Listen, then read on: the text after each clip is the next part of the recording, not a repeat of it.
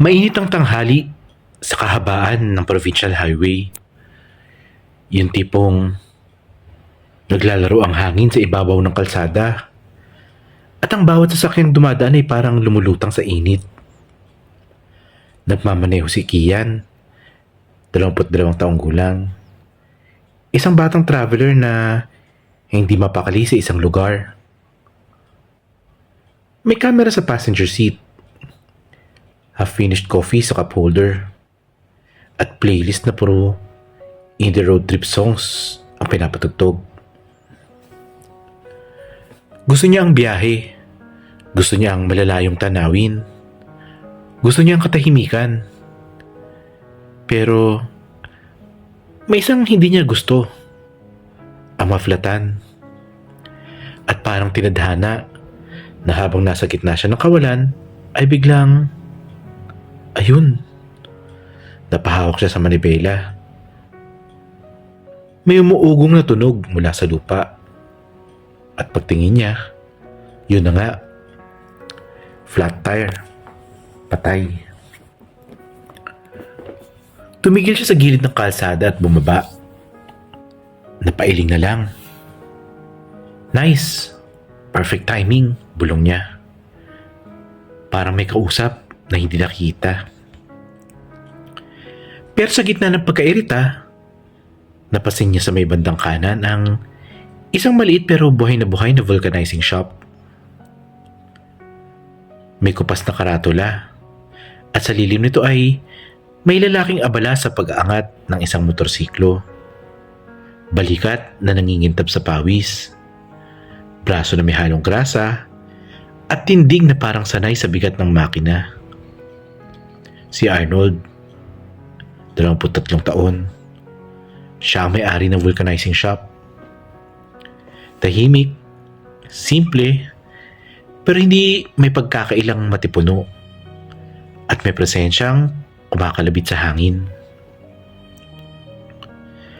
Si Arnold ang klase ng lalaking hindi mo mapapansin sa mall pero hindi mo makakalimutan kapag naglakad ka sa kalsada at nakasalubong. Nakaitim na sando, medyo kapasang shorts, pero ang muka malinis at maamo. At parang palaging nasa gitna ng pagkaangiti at pagkaseryoso. Siya ang gumigising ng maaga. Siya ang nag-aalaga ng shop na minana mula sa kanyang tatay. At siya ang tumutulong sa halos lahat ng driver na nasisiraan sa lugar. Walang arte, walang ingay, pero kapag gumiti, parang humihinga uli ang araw. Paglapit ni Kian sa shop, agad siyang napatingin sa katawan ng lalaki nagtatrabaho roon. Hindi sinasadya pero natural na mahirap na hindi pansinin. "Boss," sabi ni Kian at medyo nahihiya. "Naflatan ako. Pwede bang magpaayos?" Tumingin si Arnold. Pinawi ang pawis sa batok at ngumiti ng kaunti. "Pwede. Nasaan ba? At anong sasakyan?" "Dito sa dulo, sedan." "Okay, sige bro. Ialali mo papunta rito. Tulungan na kita."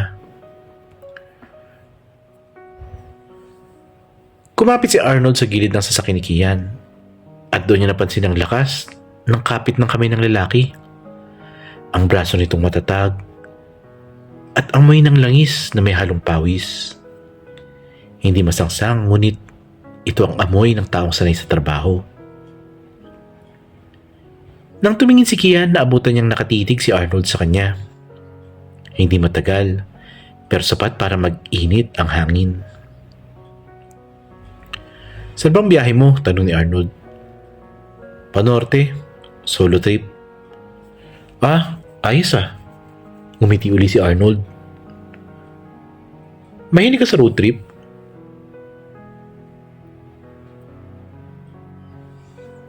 "Oo.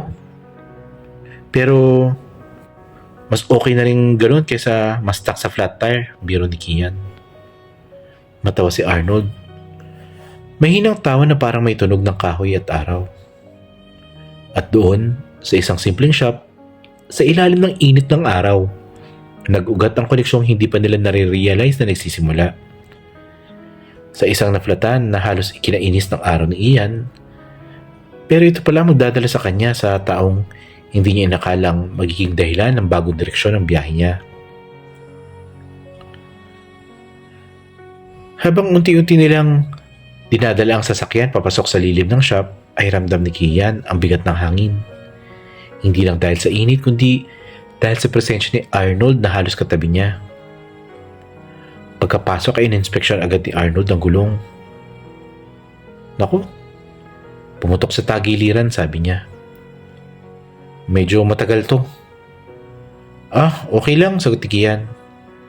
Pero ang totoo, nahihilo na siya hindi dahil sa init, kundi sa paraan ng pagtitig ni Arnold na parang may binabasa sa mukha niya. Hinawakan ni Arnold ang yabe at tumayo ng diretsyo. Grabe, medyo mainit ang panahon, no? Sabi niya. At bago pa makapag-react si Kian, ay dahan-dahan niyang hinubad ang kanyang sando. May epekto na parang biglang lumakas ang araw. Tumambad ang makisig niyang katawan. Malinis na balikat. Braso na may bakas ng trabaho. At dibdib na halatang sanay sa lahat ng pagbuhat ng mabibigat na kagamitan sa kanyang vulcanizing shop. Napatingin si Kian. Hindi niya sinasadya. Hindi rin agad siyang tumingin palayo. At nang mapansin niyo ni Arnold ay ngumiti siya. Yung tipong maliit, pilyo, pero hindi naman bastos. Mainit talaga ngayon, bro, sabi ni Arnold habang tumitingin sa gulong. Pero halatang patakas ang tingin niya kay Kian. Nag-init lalo ang mukha ni Kian. Oo, mainit niya, sagot niya. Pero halata sa boses na biglang napaos. Nang tanggalin ni Arnold ang bolt ng gulong ay inabot niya ang tool kay Kian. Pakihawakan muna, sabi niya. Pero ang inabot ni Kian ay nagtama ang daliri nila. Isang maliit na haplos, isang aglap, isang kuryente. Hindi napigilan ni Arnold ang ngiting may laman. Ay, sorry. Okay lang, mabilis na sagot ni Kian. Pero ang tenga niya ay pulang-pula. Habang pinipihit ni Arnold ang yabe ay sumulsyap siya kay Kian sandali. Traveler ka nga? Tanong niya. Ay siguro maglakbay mag-isa. Ako kasi, hindi ako nakakalayo. Dito lang ako lagi sa shop. Bakit naman? Napatingin si Arnold at saglit na seryoso. Wala kasing mamamahala sa shop kung aalis ako. Ngumiti siya uli. Tsaka hindi lahat may lakas ng loob bumiyahe mag-isa. Nagtagpo ang mga mata nila. Hindi mahaba, hindi malalim. Pero may init na sapat para patuloy na tumibok ng kakaiba ang dibdib nila. Pagkalipas ng ilang minuto, pinahid ni Arnold ang pawis sa dibdib gamit ang likod ng kamay. Gamit ang pag-flex na parang hindi sinasadya. Saan ka pala galing? Tanong niya. Baguio, sagot ni Kian. Kaya palang puti mo, biro ni Arnold na may kasamang ngiti na hindi inosente. Napakurap si Kian. Ha? Tulad mo, dagdag ni Arnold at napatigil si Kian. Hindi ba ito pagpapapansin? At parang narinig ni Arnold ang iniisip niya. Tinapik niya ang gulong at binulong. Relax lang, di kita tinatakot. Nagpapapansin lang ako ng konti at sabay kindat. Doon nagbago ang ihip ng hangin. Hindi lang flat tire ang aayusin. May tumutubo na siguradong mas delikado. Interes, pag-uusisa, at isang init ng kilig na hindi nila inaasahan. Habang naglalagay ng patch si Arnold sa gulong, napansin niyang nakabukas ang passenger door ni Kian.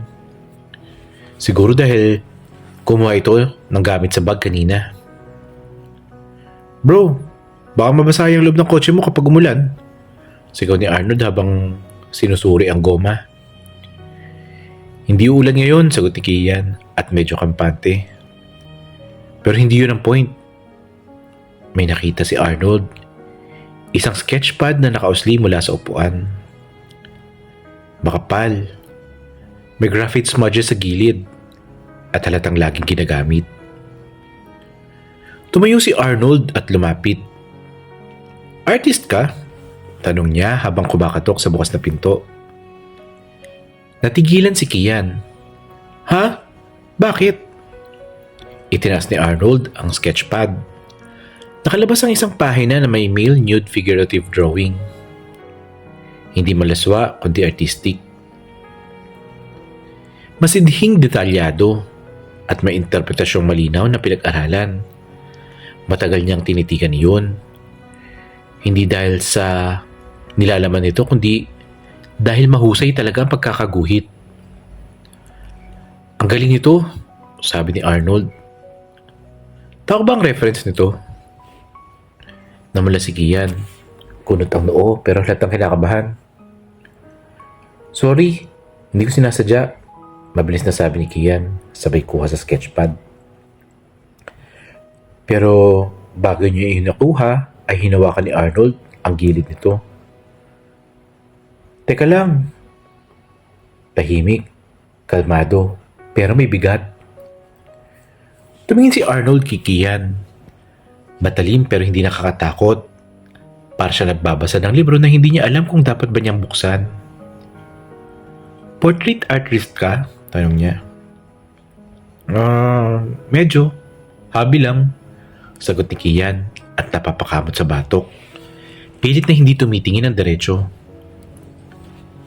Lalaki talaga subject mo? Hindi ito tanong na may galit. Hindi rin judgmental, kundi purong pag-uusisa. Tumungo si Kian at mabagal. Mas madali kasi. Mas expressive. Tsaka, hindi ko alam. Mas nafe-feel ko kapag male form yung ginagawa ko. Hindi agad nagsalita si Arnold. Pinagmasdan niya ang mukha ni Kian. Hindi ang sketch, hindi ang notebook, kundi siya mismo. At doon, tumalim ang hangin. Hindi dahil sa gahit, kundi dahil may naunang kislap sa mata niya na parang, kaya pala. Bro, bulong ni Arnold.